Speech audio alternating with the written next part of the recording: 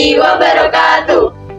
Kami dari kelompok 6 dari kelas 12F6 akan melakukan sesi wawancara mengenai tradisi makan bersama dan doa di makam Mbah Raden. Sebelumnya perkenalkan, nama saya Faizah Ratul Nikmah. Saya Talita Sukmarum Zahra. Saya Nasalia Nafila. Saya Windy Rama Junior. Saya Midi Alvina Ilana Sapitri. Saya Haiter Fagan. Langsung saja ke sesi wawancaranya. Di sini kami sudah memasuki tahap wawancara. Sekarang kami sudah bersama narasumber kami yang bernama Bapak Kusnadi. Langsung saja ke pertanyaan yang pertama. Apakah Bapak bisa menjelaskan sejarah dari makam Mbah Raden ini? Sedikit ya. Sejarahnya itu kalau di desa itu kan ada sesepuh. Kalau Mbah Raden itu termasuk yang kedua. Yang pertama Mbah Biroso. Yang di sini Mbah Raden itu keberadaannya itu hampir sama dengan pabrik keramik. Dulu pabrik keramik kan pabrik gula. Terus karena undiannya kalah, pabrik gula itu dilengser jadi pabrik keramik. Dan Mbah Raden itu termasuk penjaganya. Terus sekarang dituakan di sini. Terus kalau makna dan tujuan utama dari tradisi berdoa dan makan bersama di makam Mbah Raden sebelum adanya acara itu bagaimana? Itu kan muri-muri menghormati leluhur lah, menghormati tradisi. Biar kan ada yang punya mitos kalau sudah makan di rumahnya Mbah Raden tidak ada gangguan, itu kan hanya mitos. Terus akhirnya akan menjadi sebuah kebiasaan. Kira-kira siapa saja sih Pak yang biasanya terlibat dalam tradisi ini? Apakah ada aturan atau kriteria tertentu tentang siapa yang boleh ikut? Kalau kriteria ada, yang biasanya yang menghindari sing jadi itu model yang pertama, kedua orang yang bisa mendoakan, yang disepuh. Dulu sih ada juru kunci, tapi sekarang itu juru kuncinya sudah meninggal. Sekarang bisa saja bisa.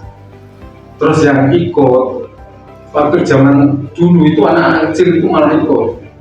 Kalau pas main, pas ada diundang, sini makan bareng. Tapi berhubung ada perubahan zaman, terus anak-anak itu tidak dilibatkan. Kemudian bagaimana proses pelaksanaan tradisi ini? Apakah ada tahapan khusus atau doa-doa tertentu yang dikerjakan? Kalau tahapan khusus tidak ada. Paling kan yang punya raja datang ke sini bawa berkat terus didoakan lah. Biasanya apa sih Pak yang perlu dibawa atau dipersiapkan untuk acara makan bersama? Apakah ada jenis makanan yang harus dibawa? Jenis makanannya kan ingkung, dekem, terus paling janganan, ya sudah pisang, ya sudah. Jadi ada 3 makanan yang wajib dibawa saat acara. Ya bukan wajib tapi sudah nempel. Sudah menjadi kebiasaan. Nempel. Apakah tradisi ini hanya dilakukan sebelum pernikahan atau juga ada acara-acara yang lain? Kadang-kadang kalau ada orang punya Jawa umi, aku di umi gitu loh. Nazar, dia punya nazar, kadang-kadang di sini. Pokoknya anak waras, aku mana Mbah Raden. Tidak melulu untuk orang yang punya hajat. Menurut Bapak, apa yang membuat tradisi ini tetap dilestarikan hingga sekarang? Sebenarnya ini tradisi yang dilakukan oleh bapak-bapak kita, mbak-mbak kita. Generasi yang di bawah kita sekarang sudah agak lumpuh. Ya karena modernisasi atau karena apa saya kurang tahu. Tapi sedikit luntur. Tidak seramai seperti dulu. Kalau dulu kan setiap orang punya hajat mesti ke situ. sekarang hanya sedikit. Bagaimana perasaan keluarga setelah melakukan tradisi ini? Apakah ada perasaan aman, tenang, atau berkat tertentu yang diharapkan? Ya mungkin perasaannya plong itu, maksudnya ini kan sudah tradisi. Kalau tradisi itu tidak dilaksanakan, biasanya mereka ada ganjalan, maksudnya was-was gitu. Tapi kalau dia sudah melaksanakan, dia kan kayak tanggung jawabnya sudah lepas. Terus sebenarnya sih tidak ada hubungannya, tapi kadang-kadang kalau orang Jawa ngomong kan, oh mari ngurusin ibaratnya terus ini tidak ada. Sugestinya terlalu besar orang-orang ini. Seperti ada yang mengganjal atau kurang. Sugestinya besar. Kalau sekarang kan anak-anak sudah usia muda sekarang sudah karena teknologi, sugestinya yang kayak ini yang sedikit mistisan sudah luntur. Adakah perbedaan dalam pelaksanaan tradisi ini pada acara pernikahan dibandingkan dengan tradisi yang dilakukan untuk peristiwa lain? Ya, sudah sama impung, terus jaranan, pisang, kadang beberapa pipi, sudah.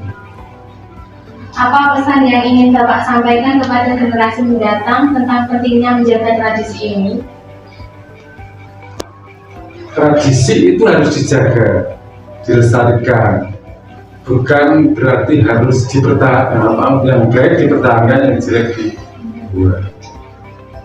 Terima kasih kepada Bapak Kusnadi yang sudah menjelaskan beberapa hal tentang makam Mbah Raden. Semoga yang dijelaskan bisa bermanfaat dan untuk generasi muda diharapkan bisa melestarikan tradisi yang ada di sekitarnya. Terima kasih, sampai jumpa. Makam Mbah Raden ini terletak di Dukuh Gajian, Desa Pringtulis, RT 3 RW 1. Beliau memiliki nama asli Mbah Sumanjoyo. Mbah Raden merupakan penerus dari Mbah Abiwoso yang berasal dari Mataram. Makam Mbah Raden ini biasanya dikunjungi sebelum adanya acara seperti pernikahan, hitanan, dan yang memiliki nazar. Tujuan dari kegiatan ini adalah memohon restu agar acara dapat berjalan dengan lancar serta dapat memupuk rasa kebersamaan dan kekeluargaan, karena tradisi ini sering melibatkan keluarga besar atau masyarakat sekitar. Seiring berjalannya waktu, tradisi tersebut mulai luntur. Maka dari itu, kita sebagai penerus harus menjaga tradisi ini agar tetap terjaga kelestariannya dan tidak hilang karena perkembangan zaman. Segitu saja sesi wawancara dari kami, semoga bermanfaat. Wabillahi taufiq wal hidayah. Wassalamualaikum warahmatullahi wabarakatuh.